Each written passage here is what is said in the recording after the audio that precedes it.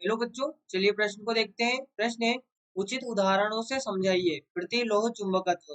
देखिए बच्चों, यहाँ पर बात करें प्रश्न की मुख्य अवधारणा की।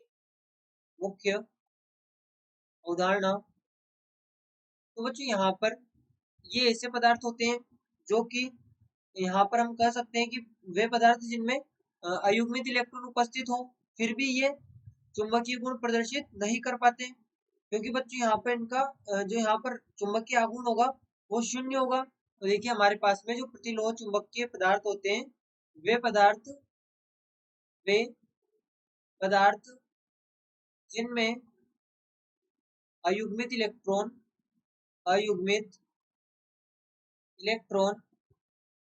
उपस्थित होने के बाद भी ये चुंबकीय गुण प्रदर्शित नहीं करते हैं। तो देखिए बच्चों, यहाँ पर हम कह सकते हैं कि जो प्रतिलोह चुंबकीय पदार्थ है, इनमें लोह चुंबकीय पदार्थों के समान यहाँ पर डोमेन संरचना होती है। यहाँ पर इनमें जो लोह चुंबकीय पदार्थ है उनके समान डोमेन संरचना होती है, लेकिन बच्चों जो इनके डोमेन होते हैं वे यहाँ पर एक दूसरे के विपरीत अभिविन्यासित होते हैं और एक दूसरे के चुंबकीय आघूर्ण को निरस्त कर देते हैं। इसलिए हम कहते हैं कि जो इनका चुंबकीय आघूर्ण है वो शून्य होता है। यहाँ पर हम लिखेंगे वे पदार्थ वे हम कह सकते हैं ये पदार्थ लोह चुंबकीय पदार्थों के सदृश लोह चुंबकीय पदार्थों के सदृश डोमेन संरचना रखते हैं।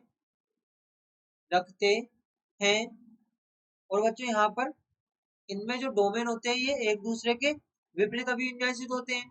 हम कह सकते हैं परंतु इनमें डोमेन एक दूसरे के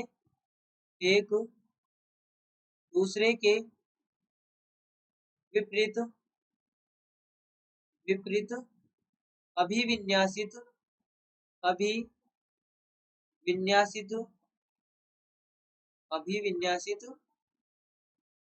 होते हैं एक दूसरे के विपरीत अभिविन्यासित होते हैं तथा एक दूसरे के चुंबकीय आघूर्ण को निरस्त करते हैं तथा एक दूसरे के चुंबकीय आघूर्ण को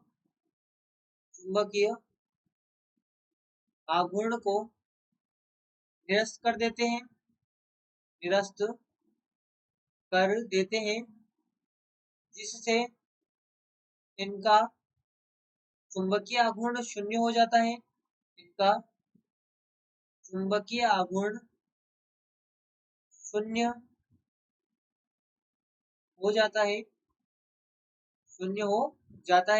और बच्चों यहाँ पर देखिए बात करें इनके उदाहरण की, तो यहाँ पर इनके जो उदाहरण हम लिख सकते हैं, MnO यहाँ पर इसका एक उदाहरण होगा। MnO यानी कि मैग्नीज ऑक्साइड, इसे इस प्रकार से लिखें MnO। ये यहाँ पर इसका उदाहरण होगा जो कि एक प्रतिलोह चुंबकीय पदार्थ है। प्रतिलोह चुंबकीय पदार्थ, और यहाँ पर ये जो गुण प्रदर्शित किया जाता है लोह चुंबकीय पदार्थों द्वारा, ये यहाँ पर प्रतिलोह चुंबकत्व कहलाता है। और यह गुण प्रतिलोह चुंबकत्व